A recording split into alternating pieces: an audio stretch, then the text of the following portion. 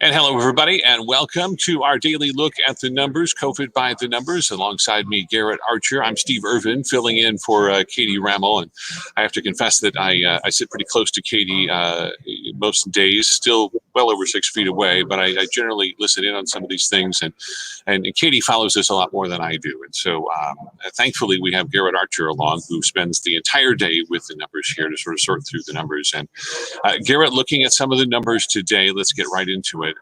It follows the trend that we've been seeing, and that trend has not been a good one. Correct. So I've got the ASBHS dashboard loaded and ready to go. So third highest day for number of cases. I guess we could start with that. Yes. So this was this number went for 6,983 cases. This is the third highest report that we've had so far. This basically means that essentially the top 10 reports we've had in Arizona have come in the last 11 days or so. This would knock out one of the others we had yesterday. So we're now basically the top 10 reports have come just in the last 10 days. And what this does, of course, is this puts our 7-day rolling average is now at its peak. It's at the highest number it's ever been. And then, as you can see, number of deaths reported today, 91. While not a peak, it's still a fairly high day. And our daily death number, our 7-day average in that metric is now up to 51.4. So basically, that means that in the past 7 days, about 51 people have died from COVID-19 in a given 7-day period. So number of deaths is increasing, and you trace that through some other metrics. It's part of that is due to the fact that we're just seeing more people in ICU, and once you get into ICU, your chances of making it out of ICU diminish considerably. Correct. So there's a couple of factors when we look at the death numbers. There's a couple of factors. And sorry about the noise. It seems there's something going on in the newsroom. Sorry, everybody. So when we look at the death numbers, we can first pinpoint to the case numbers for the demographic. So obviously, we've already talked about how the number of deaths, or the number, basically deaths come from primarily one age group, the 65 years and older is the primary age group for this. And it is also of people who are high risk, so have at least one comorbidity. So when we look at this, we have about 47,520, 12% cumulative cases for the 65 and older for COVID-19. And then we'll go to the second portion of this. This is all these hospitalizations. So obviously, in the same vein, 12,647 people who are 65 and up have collectively, cumulatively been in the hospital over the same period of time. Again, this is a very high-risk area. This group, contributes to the majority of the deaths. And then, as you said, Steve, we finish up by going to, I'll go to this one, so it's a little easier to see, the COVID numbers in ICU. You can see our COVID numbers in ICU have been on the same increase since about October 30th. And those numbers, as we've talked to healthcare providers before, there is essentially what, in the beginning, it was about a 4 in 10 chance. If you got into ICU, you had a 4 in 10 chance of dying from COVID-19. They have been able to get that down to 3 in 10, 2 in 10 in some cases. But with the continued increase in ICU traffic we're seeing, that is obviously going to increase the number of deaths as well. So a couple of trends that we note here when we look at the increase in cases, overall cases are going up. But for a time there, we were talking about cases that were younger than we had seen previously, younger than we saw in the spring and that sort of thing. But that trend has sort of gone by the wayside, and now we're just seeing pretty much every age group go up. Is that accurate? That is correct. So we look at age groups, and I'll just pull this up really quick where I am. Let me stop sharing this screen. I'm going to share another screen really quick. And this is the age counts right here. Yes. And what we're looking at here is this is the age count, the cumulative age count we have for COVID-19 cases, and you can see now we're in a situation, at least today, but it has been for a while, in which the older demographics, 55 to 65 plus, that group is actually contracting COVID-19 at a higher rate than some of the other demographic groups. And of course, that is a big concern, simply because if we just talked about it as those age groups that find themselves in the hospital, the younger age groups do not. Although the issue, of course, is that those younger age groups do then eventually basically infect the older age groups that are of a higher risk. And so we can't really look at this in data, but we do know that one of the big concerns from public health officials and those who are really watching these things closely was Thanksgiving, when families get together. We're now, I think, just about a little over 2 weeks past Thanksgiving, and some people say we're already seeing that surge of cases and that sort of thing. But I have to wonder if those upticks in older people have something to do with those family gatherings that we saw a couple of weeks ago. There's no real way to trace that definitively in the data, is there? No, there is no way, because the reason there is no way to trace it definitively is that the research data is more research data. It changes a little slower than the cases that are added to it. When we look at, say, the demographic data on COVID-19, you can see there's always a portion of people that are considered not applicable quite yet in the age demographic. They haven't researched the case fully. But here's the case number. This is the epi case for data collection for the cases. And you can see, as we were talking about, Steve, you just said our highest date right now is October 30th with 7,763 cases. And again, that is plus 4 days from Thanksgiving. And that is sort of the time you would expect someone who was infected by COVID-19 at Thanksgiving. You would sort of expect that the contraction of that disease would happen during the timeframe. What we are seeing right now as well is this blue line right here.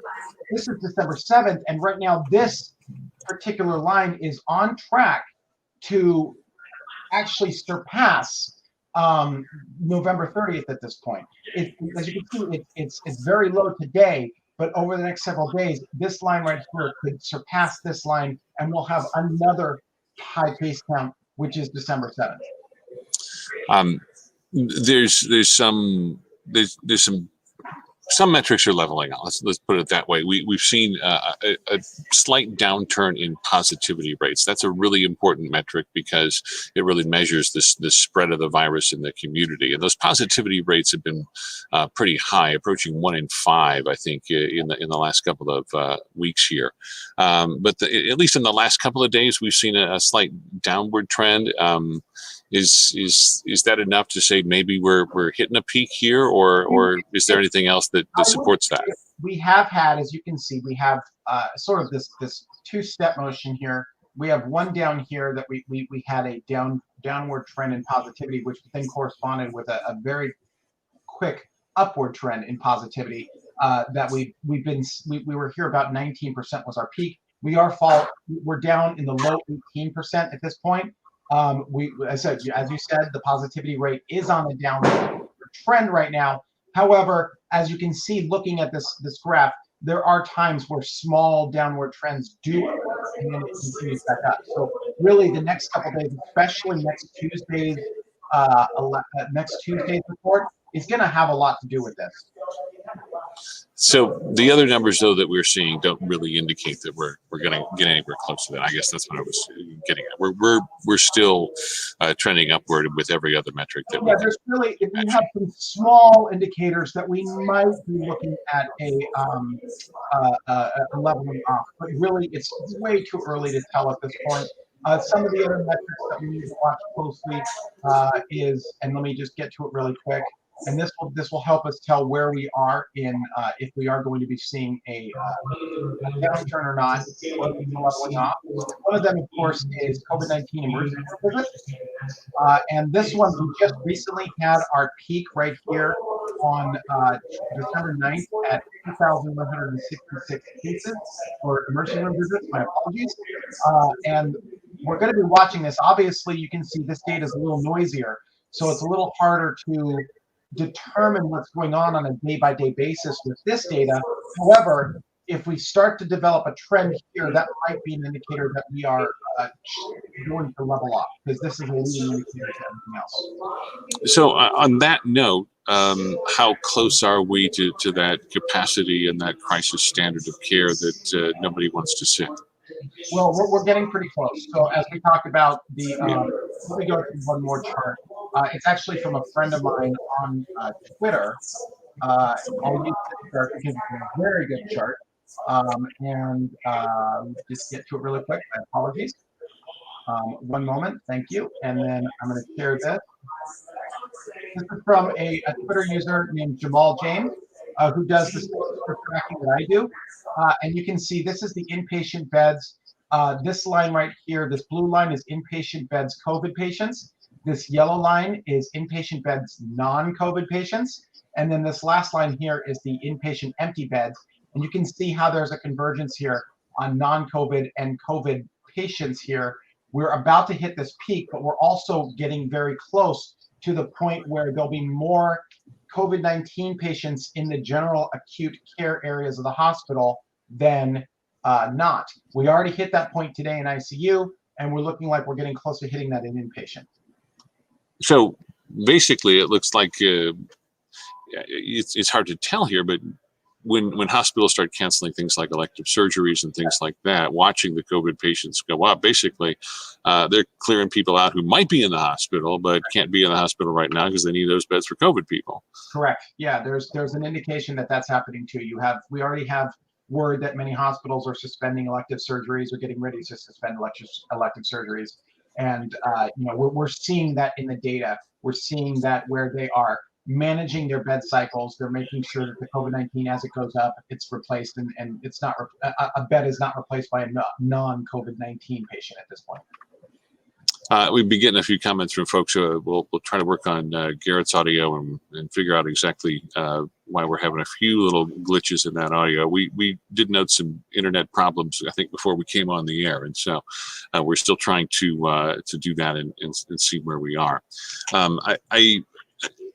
When we look at all of this and then consider restrictions at this point, this is a question I think I've asked you every single time, but it's widespread enough in places where you can't even draw comparisons necessarily between school districts that are open or school districts that are closed at this point. When you look at the spread and the metrics of the virus, doesn't really matter whether the school is open or closed, which indicates that it's everywhere. The county map that came out yesterday pretty much colored everything in red. We've talked about this point of no return, or this point where mitigation measures just really won't make much of a difference. Are we there yet? Are we even close to that? I'm sorry, I was working on my audio at the same time. Can you that? I think it's a little better now. I had it up a little loud, so I apologize for that.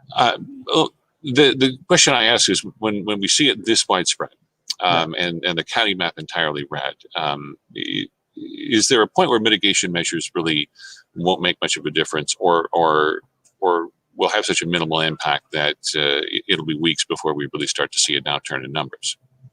That's a great question, and I think I'm going to go to the projections to answer that question, because I think that's going to be clearer than what I would say. So I'm going to go to the University of Washington model for Arizona, and I'm going to take out everything but the rapid rollout, and the rapid rollout being the vaccine, and projection of just the regular projection. So you can see on our deaths, you can see right now they don't presume that much mitigation strategies are going to change. In fact, you know what? I normally don't do this, but I'll do universal masking on this as well, just to show you what, say, for example, at least what the projection thinks if we went to a full lockdown universal mask, and what that would do to change our trajectory. You can see it doesn't really change things until February or so. And then at that point, even with the current death numbers, it only changes it slightly. You can see the universal mask mandates saying that it would be about 10,000 or so, 11,200 deaths would be a cumulative total that they presume is going to happen. But with a rapid vaccine rollout, 11.9, and then with current projections, 12.3. So, and we'll do that. We'll also look at the daily death numbers, and you sort of see the exact same thing. You see the mask mandate, they do believe that and this is, again, their projections, that if for some reason today the governor was going to come out and say, full lockdown, full universal masks, that we wouldn't see a change in direction until December 28th at this point. Well, that's certainly better news than the other map. But this is, we should also point out, with a vaccine, with a vaccine starting to come out as early as next week, and so we see a significant jump in numbers for quite some time here before we really see that.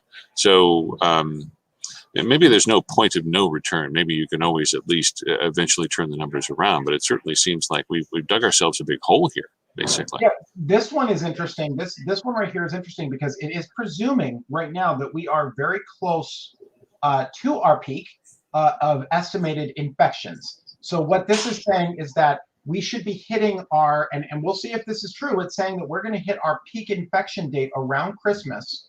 And then after that, the numbers should start to subside. Now, of course, as we've talked about, hospitalizations, deaths, those other projections that we were looking at, it takes 18 days to a month for those to work themselves out. So that's why you would see a downturn in cases that doesn't correspond to a downturn in deaths and hospitalizations. But this is the first downturn we need to see. We need to see this downturn in cases occur first, and then all of the other metrics would follow. Yeah, and again, this is the numbers with masks and the vaccine rapid rollout that we're talking about here. I want to point that out for people. This is not doing nothing. This is actually taking some considerable measures, including the one that most of the scientific community thinks is ultimately going to get us past this, which is the vaccine. Other projections, though, if we take the mass out of it here, and let's just because. Even though we have supposedly 90% of the state covered here at this point, does that make a difference? If we take out the mask mandate, means 100% utilization of masks, of course, not just 90%. Like the people actually have to use the masks, not just having coverage. And so if we remove that out, you can see it does believe that we are going to hit our peak, and then the vaccine itself will start to take into effect around the end of January. And that's when we'll start to see a precipitous decline in cases once we get to about March, and then we're going to go into the we're in very small numbers at that point, where we're getting only about 2,000. And again, this is agnostic to the number of COVID-19 confirmed cases. This is quite literally what they think it looks like in the community. With these 12,000 cases on a regular basis coming through. So it does believe that we're going to be at a negligible amount by the end of March. I wanted to get into something here because this is something that we've done a couple of stories on in the last week, and it's really, I think it's muddied the waters considerably on the debate over trying to reopen schools, because the way it works is you can basically sort of pick your numbers. If you want to advocate that schools should be wide open in person, there are numbers that are going to support that. If you want to advocate that schools should be remote or less in person with some sort of hybrid plan, then you can also pick those numbers. And we're talking about school dashboards here. And months ago, a lot of people, including myself, were calling on schools to publicly report their numbers, arguing that parents had a right to know so that they could make informed decisions about whether to send their kids into the schools. The schools started to roll out these dashboards, but a lot of these dashboards are just different than what you're going to see. And Garrett's pulled up here the Chandler Unified School District dashboard. We picked Chandler because they have elected to remain in a hybrid model, which is not really making a lot of people happy, because people either want full-time, it seems, or they want all remote. Somewhere in between doesn't really make anybody happy. But when we look at some of these numbers in some of these schools, Garrett, they picked sort of a percent of active cases here. And if you look at all these percentages, they're really low. They're they even have cases where they say they have zero cases in the schools and very low percentage of cases. Correct. So as you said, the issue with, and I don't want to say the issue, but in order to interpret this dashboard, what someone needs to know is, as you put out, the confirmed active cases is a big, it's just a big difference between how numbers are reported by the state. So what this is this is quite literally an active infectious case, and they're giving us a percentage of that. So while what they're saying is ACP Erie has had 10 total cases that are resolved, so 13 cases throughout the entire history of the school, they're only giving you the percentage of these confirmed active cases, and these will fluctuate over time, especially in this younger demographic, because and oftentimes, especially in the elementary schools and whatnot, you'll only have a situation in which maybe 5 kids will be active with COVID-19 for only a period of 3 days or so. I mean, kids are very resilient to this for the most part. And so because they're using this active case number, they give out this percentages, as you said, is a very, very small percentage. People may look at that and want to compare it, though, with some of the public health data that we talk about, which is percent positivity. And these numbers are not the same and really are apples and oranges or apples to pomegranate, for that matter, because a percent positivity means you've put out a certain number of tests and then you look at the number that comes back positive, and that's your percent positivity. That's not the same as this. Yes, and so we have, and the best example I have of this, of course, is the GIS Maricopa dashboard. We'll use Chandler because we're talking about them at the same time. So when you look at that, this is just, again, I'm not criticizing Chandler Unified. I'm just saying you have to understand how to interpret this data, because this data right here is community spread in the region of the districts of this Chandler Unified. 528 cases per capita. That is an increasing number from last week, and you can see the positivity rate in that general area is about 14%. So if you look at the Chandler district and you say, oh, look, they have less than 1%, you might presume that that's percent positivity or percent of cases in total in the school, and that's just not the case. This positivity rate means that in this area, which is quite a large area, unified school districts cover a lot of area, the positivity rate in the community is about 14%. So when we look at, I want to point out too that the percent positivity that we're seeing that's reported in a school like Chandler, that is the school, depending on parents, reporting positive cases to them. Yes. And then the school compares that with the total student population. But the total student population hasn't been tested here. And most of the kids aren't required to be tested. There's no single school district that's actually conducting any sort of active testing. And so when they say we've got a certain number or a percentage of active cases in a school, they're basically saying these are the ones we know about it and have been able to confirm. Right. And some of these schools even say the ones that we know about that we believe were actually infectious in school at a certain point, or even infected in school at a certain point, which would lower that number even more, wouldn't it? Yes. Sorry. Yes, absolutely. My apologies. Yes. I mean, at the same time. Sorry. So I'm curious this is a big political battle for people, where we talk, there are people that firmly believe kids should be in school, and there are people that firmly believe that we should be remote. Teachers generally feel like they're being exposed here. How do we reconcile these numbers? I know that's a general question, but which numbers should you trust, or is it an endless area of gray here?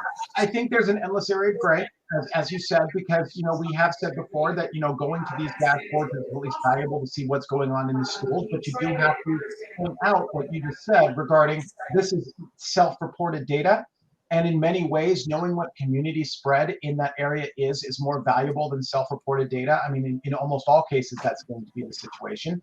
So really, when you look at these, make sure that you always scrutinize, especially if you're in Maricopa County or Pima County, because both of them have dashboards that will include school districts.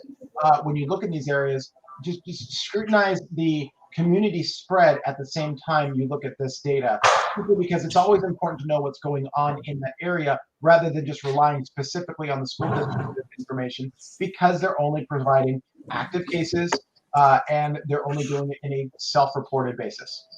And we should also point out that some of these school districts have essentially set their guidelines and metrics for keeping classrooms open based on these school dashboards, even though the state and the county have both recommended that schools follow the metrics that are reported to state and county health departments. Yes, yeah. And when we look at, maybe it's a better question to ask, which numbers are more accurate? Which numbers are apparently public health officials seem to think that community spread is more important than some of the dashboard numbers that we're talking about in schools. I would be inclined to rely more on non-self-reported data. So I would be more inclined to rely on the spatial data that is provided, but to the by the county on that Maricopa County dashboard, the school dashboard that we go through every single day. That's just my inclination.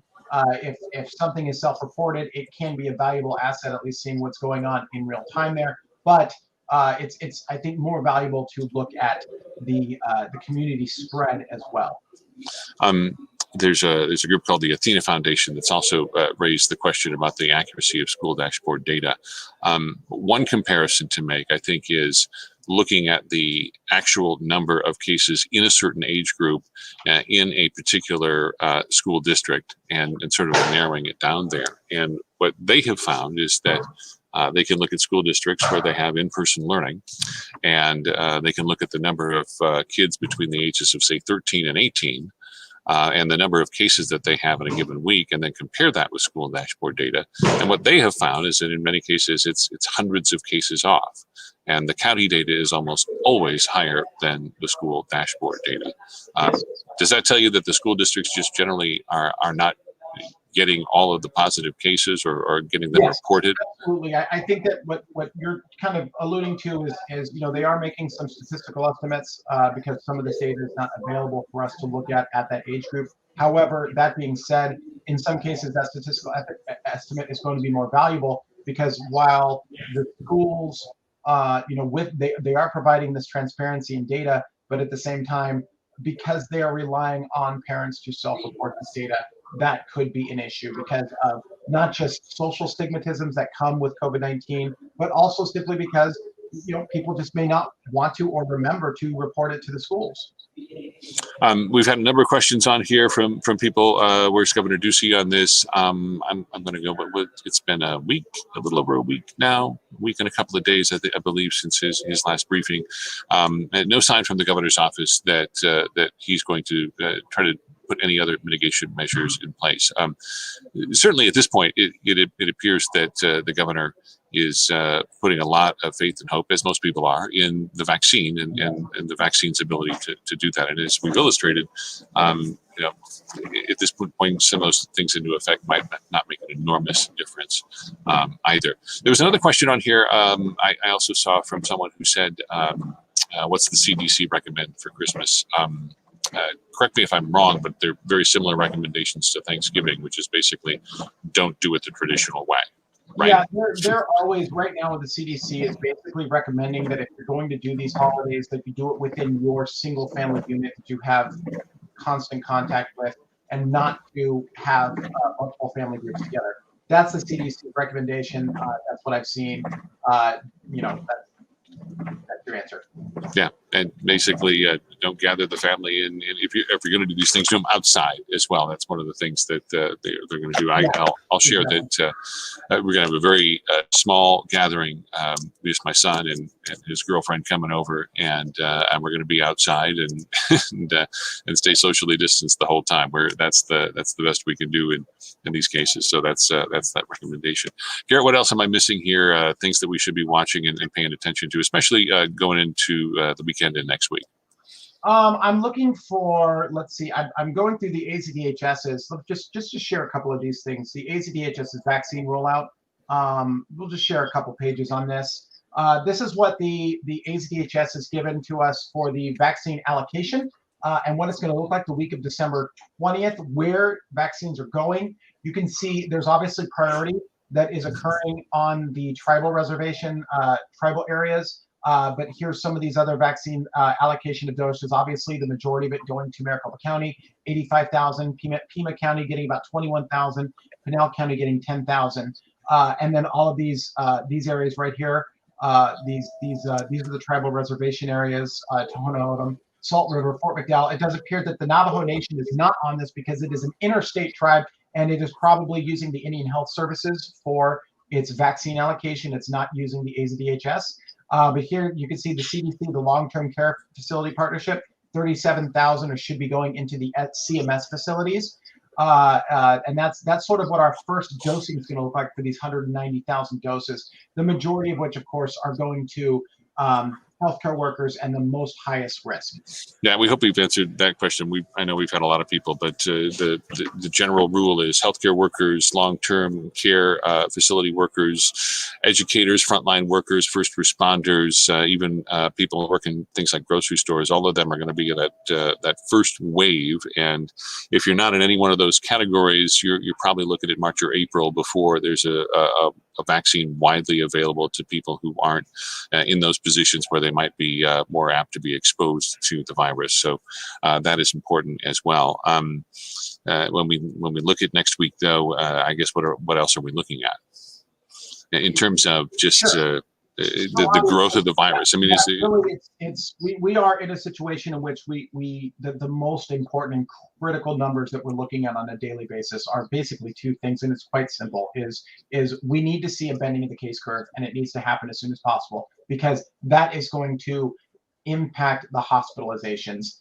And even then, if we see an impact, say we see a leveling off next week, it's still going to be another week or two for the hospitalizations to round the corner as well. And that's the biggest concern right now. I mean, the hospitals are in a situation. I mean, Yuma County, for example, is up to the point where they only have about 10 ICU beds left. Their hospitalizations, I think, for the actual inpatient it's not less than that, but it's I think the percentages are even less for them right there. You have these rural county hospitals that are really starting to have issues again with staffing, and that is going to be something we have to watch over the next couple days. Is what is going on with the hospitalizations? You know, how are the hospitals going to handle the hospitalizations as we get to the point where we're going to be reaching peak and passing peak from the summer? You know, there's just, unfortunately, until we see a flip in the case numbers, there's no end in sight for the hospitals at the number of COVID-19 patients that they're going to be seeing. Until we see that bend of the curve, we don't know where the end of the hospitalizations are. Interesting question here. I don't know if we can answer this one. Are they relying on a second shipment for the second doses, or are they dividing the initial doses in half? Because we know that these are 2-dose vaccines. I can't answer that. I don't know if you can. Yeah, you know what? I haven't read. This is a 54-page or 35-page document. I did look at it, but I didn't. They're doing second dose reminders. I presume that they're not taking that 189,000 and that they're putting it in half.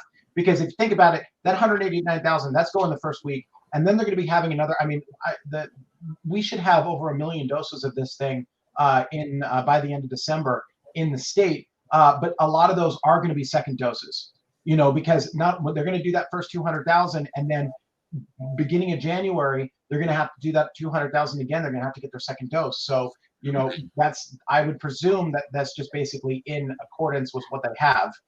They do not have to split it in half because there is a pro rata rollout period, and they'll have plenty, at least presumably plenty of vaccines for the second dose by the middle of January. We should also point out that some of the data shows that after the first dose, there's a lot more protection than no protection at all. Yeah, it's not as if you have to have both doses to have any effective protection from this. You can get some protection. It's just the 2 doses, the regimen for that one. Yeah, like 54% protection or something like that. There was one other that this question's been asked a couple of times. Should we be relying on RT numbers right now? I know yesterday Arizona was the highest in the country. And it still is. Yeah, I would say that yes, the RT number is a stable metric at this point. I have seen some other people tell me that the RT number that is being posted by RT Live might be a little wrong. I'm working on that, but I think it's just it's not really that it's wrong. I apologize for using that word. It's just that some people say they have a better estimate elsewhere. But With that being said, our RT still is, after the recalculation this morning, at 1.22. It is still the highest in the country, followed by Massachusetts and California. And that's certainly a concerning number. You touched briefly on rural hospitals. Brant in the comment section is asking us to share county data. I think that's important because we talk a lot about Maricopa County, but at this point, we may have been at a point in the pandemic where rural counties were almost largely unaffected. We're not at that point right now. No, that's not the case any longer. So I'll pull up the Yavapai. I wish I could do county by county, but unfortunately, the metrics we have county by county just aren't that good. Maricopa gives us the best metrics, and that's one of the reasons why we rely on them. One of the things that Yavapai County does give us that others don't is this age breakout of the younger the younger groups. So they actually have a 0 to 5 cumulative 78 throughout the entire pandemic, less than 100 for that age group and they've had over 7,000 cases, so less than 1%. Essentially for that age group. You have here 224 in this category, and then 462 in the 13 to 17 category for that for those age groups. Now, as far as hospitalizations, this is it looks like it's about somewhere in the 90s.